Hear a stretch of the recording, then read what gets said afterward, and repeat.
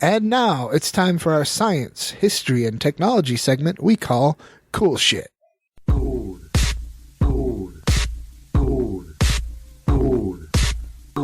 shit.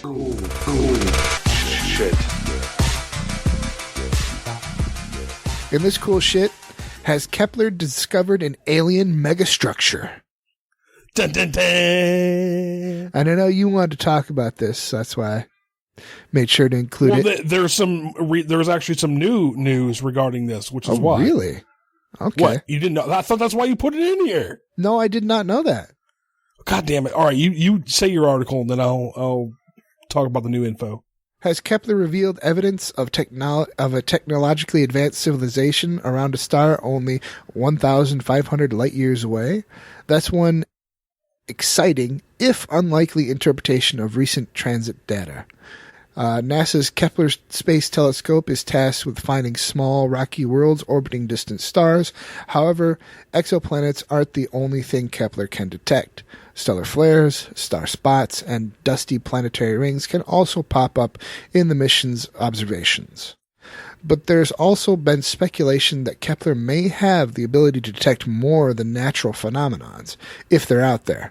Kepler may also detect the signature of artificial structures orbiting other stars. Imagine an advanced civilization that's well up on the Kardashev scale. I can get Kardashev. I can say that one just right off the bat. But that's because I've heard of the Kardashev scale before. Is that what it is? Yeah. So, imagine an advanced civilization that's well up on the Kardashev scale. Look what you did! Hubris! And has the ability to harness energy directly from its star. This hypothetical alien civilization may want to construct vast megastructures like supersized solar arrays in orbit around their host star that could be so big that they blot out a sizable fraction of the starlight as they pass in front. Like in the novel Ringworld. You ever heard of that? I have, Larry Niven. I've read the first one. Is it good? Yeah, I liked it. I'll add that to the list. I never went back to it. Like I remember listening to it on a road trip, and I think I just sort of pushed it aside by the time I reached my destination, and I haven't thought about it in years. But it's probably worth revisiting. But I want to get into Terry Pratchett's stuff. Oh yeah. When Kepler detects an exoplanet, it does so by sensing the very slight dip in starlight from a given star. The premise is simple. An exoplanet orbits in front of the star, known as a transit. Kepler detects a slight dimming of starlight and creates a light curve, basically a graph charting the dip in starlight over time. Right. Much information can be gleaned from this light curve, such as the physical size of the transiting exoplanet, but it also can deduce the exoplanet's shape. Normally, the shape of an exoplanet isn't particularly surprising because it's, planet-shaped. It's round. The physics of planetary formation dictate that a planetary body of a certain mass will be governed by hydrostatic equilibrium, but say if Kepler detects something that isn't round, that's when things can get a bit weird. For the most part, any dip in star brightness can be attributed to some kind of natural phenomenon, but what if all possibilities are accounted for and only one scenario is left? What if the scenario is the object appears to be artificial? In other words, what if it's alien? Okay, so that's where I'm going to jump in here.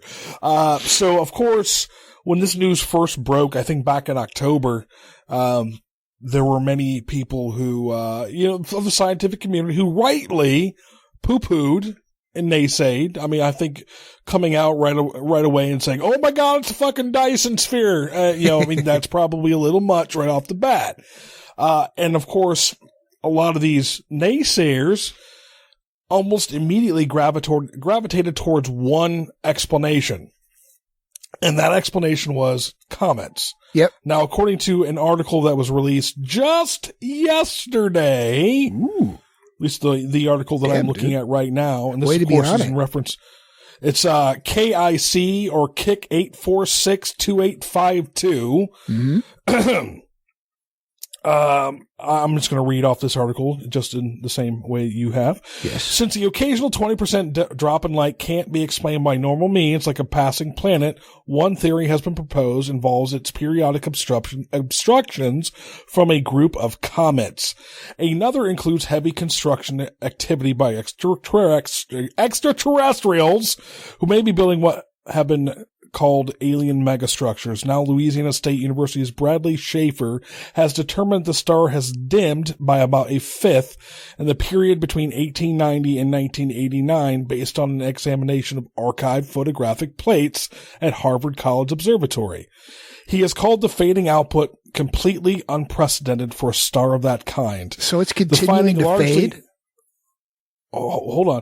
The finding largely discounts the comet theory, since he estimates it would take 648,000 comets, each about 124 miles wide, to cause the effect. Wowzers. According to him, aliens would also not be able to build enough to produce the outcome. As such, more observation of the star is needed to explain its mysterious behavior.